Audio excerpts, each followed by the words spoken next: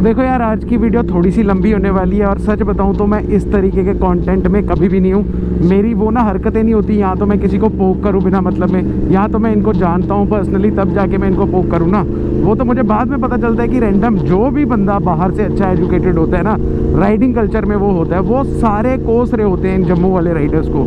And really अब मेरे को लगता है कि मेरे को बोलना ही पड़ेगा, because yesterday I saw video on the internet, मेरे को किसी ने भेजी हुई थी।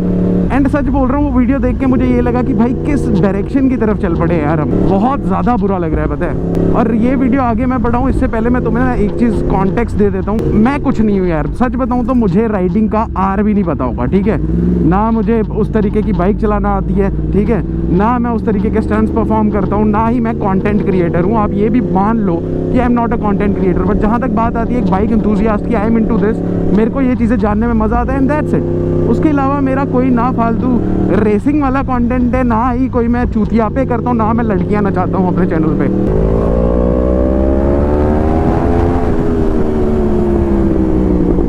अब प्रॉब्लम पता है क्या है, हमारे जम्मू में मैं किसी को बताने जाऊंगा ना कोई अच्छी चीज़, या किसी भी बच्चे को मैं समझाने जाऊंगा, उनको अच्छी चीज़ें समझ नहीं आती।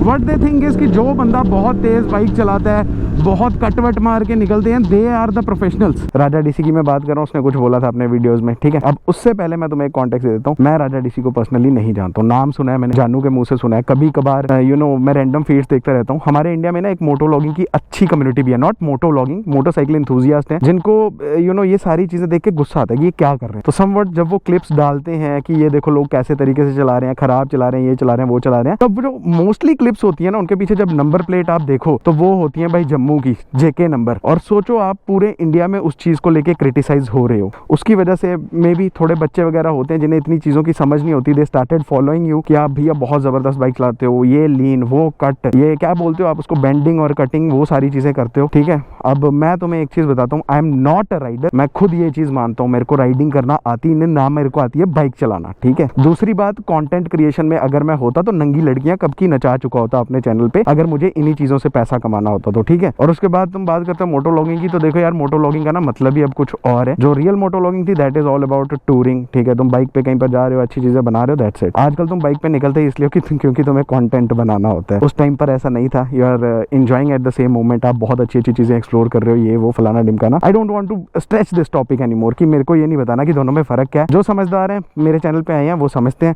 तो उनके जो भी फैन फॉलोअर्स यहाँ पर आ रहे हैं, प्लीज़ मेरी आपसे रिक्वेस्ट है, मैं बहुत बुरा हूँ, बुरा इन द सेंस, ठीक है मैं ख़राब हूँ, मेरे को ना राइडिंग आती है ना कुछ, बट प्लीज़ आप ये वाली वीडियो अपनी फैमिली के सामने एक बार रख के देखिएगा। अगर आपके पापा मुझे गलत बोल देंगे तो मैं मान लूँगा और इवन अपना चैनल तक डिलीट कर दूंगा। अगर आपके पापा या माँ बाप जो भी हैं उनके सामने ये वाली वीडियो चलाना कि ये भैया जो है वो सही बोल रहे हैं या गलत बोल रहे हैं। ये बाइक भाई मैंने खरीदी इसीलिए थी क्योंकि मुझे ये बहुत पसंद थी, ठीक है। ख्वाब एक अलग चीज़ होती है, मैं तुम्हें नहीं डिस्क्राइब कर सकता कि ये बाइक क्यों ली है। और हाँ, आपने अपने वीडियो में भी ये भी कहा था कि आप R1 क्यों ली है, R15 स्प्लेंडर ले लो जाके बेच के। भाई तूने पैसे दिए थे मेरे को, फिर ठीक है मैं ले लेता हूँ भाई स्प्लेंडर, मुझे कोई प्रॉब्लम नहीं है, वैसे ही स्प्लेंडर की तरह चलाऊंगा। और हाँ, ये चलाने के पीछे की एक स्टोरी बताता हूँ बच्चों, प्लीज़ ध्यान से सुनना, राजा डीसी के फैंस वगैरह भी, मैं चाहता हूँ तुम खाली मेरी सुन लो, उसके बाद ना पसंद आए तो नीचे गाली देना एक बड़ी सी मेरे को कमेंट सेक्शन में और चले जाना वीडियो छोड़ के। तो बात करता हूँ गाइस 2011-12 की, तब मैं CBR 250 चलाता था, मेरे भैया की होती थी। उसके बाद मेरे पास R15 V2 भी थी और उस टाइम पे मैं इतना बड़ा छपरी होता था, छपरी इस तरीके का कि भाई साहब उस टाइम पे मल्टीपल क्रैशेस, लाइक 2-3 बार मैंने बाइक क्रैश की है बहुत गंदे तरीके से। उस टाइम ये आगे के फॉक्स वगैरह सब तोड़े हुए हैं, CBR 250 के भी, R15 V2 के भी। और उस टाइम अगर तुम मेरे स्कूल में भी जाके पूछोगे ना कि साहिल कैसे बाइक चलाता था, बहुत गंदे तरीके से, विदाउट हेलमेट, बस ऐसे ही निकल जाना। अब ये चीजें मैं तुम्हें ये बोलूं कि मैं व्हीलीज मारता, स्टंट मारता, बड़े गंदे गंदे काम करता था, इसमें मेरी बहादुरी थोड़ी है, थू है भैंचो मेरे पे, क्या कर रहा हूँ। बट उस टाइम एक चीज अच्छी थी कि मैं कंटेंट क्रिएशन नहीं करता था, and that's too good, because वो सारी चीजें देख के भैंचो बच्चे भी पागल हो रहे होंगे। हमारे स्कूल में ऐसा होता था कि जो दूसरे बच्चे आते थे वो भी यार ये इतने ऐसे ऐसे चलाते हैं, कभी कभी वो भी रोड पे आके ना वो उनको उस्टल दोगे तो पता ही है ना, फिर भगाने आ जाते हैं बच्चे। तो वही चीज मैं बता रहा हूँ गाइस, उस टाइम पे अगर मैं इन्फ्लुएंसर होता और वही चीजें यूट्यूब पे डाल रहा होता तो कैसा होता। आधे से ज्यादा स्कूल के बच्चे मर रहे होते इसी वजह से, समझ रहे हो मेरी बात। मेरी स्लो राइडिंग कैसे शुरू हुई, मैं ये ज्यादा क्यूरियस कैसे हुआ, हेलमेट वगैरह पहनना क्यों शुरू की, तो उसके पीछे की एक स्टोरी है। बैक इन 2015 मेरे भैया थे, मेरे बूजी के बेटे, बहुत ज्यादा क्लोज था, हम बहुत साथ रहते, लाइक दिन रात प्रॉपर साथ में रहना, उठना बैठना, लाइक वो बॉन्ड अलग बॉन्ड होता है ना जो भाई वाला। अब रिलेटिव्स रिलेटिव्स में, ब्लड लाइन में, तो ऑब्वियसली बहुत अच्छा एक बॉन्ड होता था। एंड एक दिन वो रात को गए हुए थे कहीं राइड पर नहीं गए थे, कहीं गए हुए थे जस्ट काम के पर्पस से। एंड वापस आते टाइम उनके पास उस टाइम बुलेट था और रात को आते टाइम उनका एक एक्सीडेंट हो गया। He was not wearing a helmet, जिसकी वजह से ब्रेन में एक चोट आई पीछे वाली साइड सेरेब्रम के पास, और उसकी वजह से ना उनके ब्रेन में क्लॉटिंग होना शुरू हो गई। अब तुम्हें पता ही है जब भी क्लॉटिंग वगैरह होती है यहाँ तो उसे टाइम पे ट्रीट करना पड़ता है, बट हमारे यहाँ इतनी है ही नहीं चीज़ें जो कर पाए, तो जिसकी वजह से ना अराउंड 3 to 4 डेज वो कोमा में रहे। तो उस पॉइंट पे ना मैं रोज हॉस्पिटल फोन करता था, मतलब मैं खुद नहीं गया था, मेरे एग्जाम चल रहे थे उस टाइम पे, फाइनल बोर्ड्स थे, उनको वहाँ पर डेड डिक्लेयर कर दिया, ठीक है। एंड उस टाइम लाइक वो जो मोमेंट था, मैंने जो चीज़ें देखी है डिस्क्राइब करना अच्छी बात नहीं है, बट स्टिल मैं कहता हूँ एक पूरा दिन हम रुके थे। पहली बात तो 5 दिन इतने बुरे थे ना जिसमें वो कोमा में थे, लाइक मेरे को फील होता था रोज़ कि यार कब ठीक हो जाए, बस एक बार न्यूज़ मिल जाएगी ठीक हो जाए, दैट्स इट, बट नहीं हुआ वैसा। एंड एक दिन जब मैं पूरा बाहर खड़ा था, एक एम्बुलेंस आती है, उसमें से अपने भाई की जिसके साथ तुम बहुत ज़्यादा हमेशा चलते फिरते रहे हो, और उसकी एक डेड बॉडी निकाल के वो घर पे लाना, लाइक वो जो रिचुअल्स किए जाते हैं ना गाइज, वो बहुत बुरे होते हैं। और उस टाइम आप उस भाई की शक्ल तक नहीं पहचान पाते हो, क्योंकि वो एक्सीडेंट्स बहुत बुरी चीज़ है भाई, बहुत बुरी चीज़ है। मैं पता नहीं मेरे वर्ड्स तुम्हें डिस्क्राइब कर पा रहे हैं या नहीं कर पा रहे हैं, बट वो क्या सिचुएशन होती है, पट्टियों में बंधे होते हो, पोस्टमार्टम के बाद आपकी बॉडी आनी, एंड दैट छोड़ो, इस बारे में मैं ज़्यादा बात नहीं करूँगा, बट जस्ट सोच के देखो घर वालों का क्या हाल होता होगा उस टाइम। 10 दिनों बाद, महीने बाद, साल बाद हो सकता है तुम्हें लोग भूल जाएं, बट वो जो 50 सालों का सदमा होता है ना, वो एक ही दिन में मिल जाता है, जब ऐसी कंडीशन में वो अपने बेटे को या भाई को या किसी को ऐसे देखते हैं भाई। एंड फिर उसके बाद जब भैया की डेथ होगी, उसके बाद मैंने लाइक 3 या 4 महीने अपनी बाइक को हाथ तक नहीं लगाया था। उस टाइम R15 V2 थी। दैट टाइम मुझे अच्छे से याद है, एक हेलमेट मंगाई थी मैंने अच्छी सी MT की, आज भी मेरे घर पर पड़ी होगी। और वो हेलमेट मंगाने के बाद मुझे लगा कि नहीं भाई अब लाइफ बहुत ज़्यादा रिस्की है। थोड़े दिनों तक तो मुझे ऐसे ही लगता रहा कि पता नहीं कहाँ पर क्रैश हो जाऊंगा, तो that's why I used to ride only in 35-40 की स्पीड में, उसी में मैं चलाता रहा बाइक। एंड उसी दौरान मुझे ये चीज़ समझ आई कि भाई कैसे हम ये 2 व्हीलर जो राइड है इसको और ज़्यादा सेफ बना सकते हैं। देखो यहाँ तो तुम सेफ हो सकते हो, ठीक है, या तो तुम तेज़ हो सकते हो। अगर तुम्हें ये दोनों काम करने हैं ना, तो फिर तुम खाली ट्रैक पे हो सकते हो। इसलिए मैं ये चीज़ कहता हूँ कि तुम लोग ट्रैक पे जाओ। जिस टाइम तुमने सिद्धड़ा में राइड करना शुरू की, इससे पहले हम लोग जाते थे सिद्धड़ा, बड़ी कमाल की राइड्स करते थे, बट जिस टाइम तुम मतलब राइडिंग कल्चर में आए ना, उसके बाद कसम से तुम लोग इतने गंदे तरीके से चलाते हो। वहाँ के लोकल जो लोग हैं, लोकल लोगों की मैं बात नहीं कर रहा, वहाँ के जो कमाल के एक बंदे का नाम लो, जिसको तुम सिद्धड़ा में जानते हो, अच्छे लेवल पे हैं, जो वेल एजुकेटेड है, उनका नाम लो, उनको पूछो एक बार कि ये लोग कैसे बाइक्स चलाते हैं, वो तुम्हें बताएंगे कि खराब चलाते हैं। और उसी चक्कर में ना मैंने सिद्धड़ा जाना भी छोड़ दिया था और अपने कैमरा लगाना छोड़ दिया था अपने हेलमेट पे। पता है गोप्रो लगा के आजकल तुम रोड पे निकलोगे ना, लोग तुम्हें पता है क्या समझेंगे, बेरोजगार, फालतू, नल्ले, जिनके पास कोई काम नहीं है। वो काम हम लोग कर रहे हैं। और तुम कह रहे हो कि नॉलेज देता रहता है। भाई मैं अपने चैनल पे नॉलेज दे रहा हूँ, मेरा चैनल है, मैं किसी को हार्म नहीं कर रहा, मैं किसी को गलत गाइड नहीं कर रहा, मैं अपनी बाइक पे अपनी इन्फॉर्मेटिव कंटेंट बना रहा हूँ। तुम भी बना लो, बट तुमसे वो नहीं हो पाएगा ब्रो। तुम जो कर रहे हो तुम वही कर सकते हो, या तो पारुल को घुमा लो या फिर बाइक गिरा लो। और जो आप पूछ रहे थे ना, ये आपकी बाइक में कुछ लगा हुआ था ब्रो, इसको ना फ्रेम स्लाइडर कहते हैं। ये जो नीचे टच होने वाला था, इसको फ्रेम स्लाइडर कहते हैं ब्रो। ज़्यादा फालतू चीज़ें बोलूँगा उससे एक हेट वाली कम्युनिटी बन जाएगी, मुझे नहीं चाहिए भाई, मुझे नहीं चाहिए। तुम अपनी ऑडियंस के साथ खुश रहो, तुम जो बना रहे हो बनाओ। बट आज जो राजा DC की तरफ से मेरे चैनल पे आके देख रहे हैं, तुमसे एक और निवेदन है मेरा, प्लीज़ मेरे चैनल को ना ही सब्सक्राइब करना और ना ही कुछ करना, गाली दे के जाना, ताकि मैं डिफ्रेंशिएट कर पाऊँ कि वहाँ से कौन कौन लोग आए, क्योंकि वैसे भी तुम लोग वो चीज़ करोगे। बट ये सच्ची चीज़ है यार, ठीक है, एक बंदे में स्किल्स हैं, वो कुछ भी कर रहा है, बाइक तेज़ चला रहा है, इट डजंट मीन कि तुम सारे ही तेज़ चलाओ। अब बिना मतलब में वो हेट बढ़ा के ना वो मत करो। मैं अलग हूँ, मेरे को कोई लेना देना नहीं है बाकी कम्युनिटी से या बाकी के मोटो लॉगिंग स्टफ से। तुम तेज़ चलाओ, जो करना है भाई करो।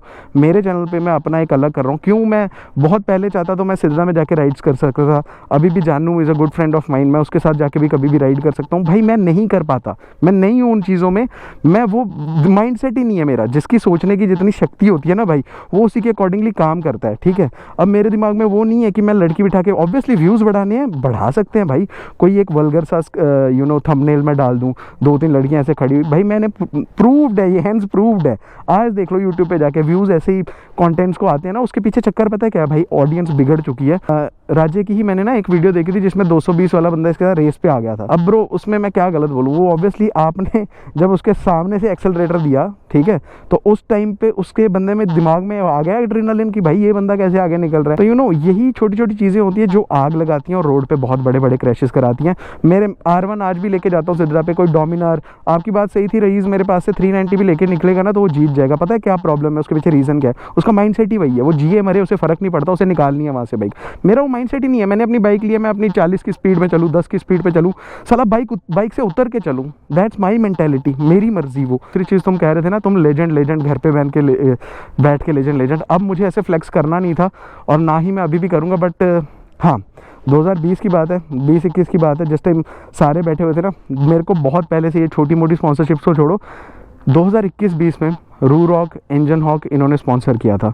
अभी भी क्वाड लॉक मोटो के साथ मेरी बहुत अच्छी बॉन्डिंग है और भी बहुत सारे ब्रांड्स हैं यार।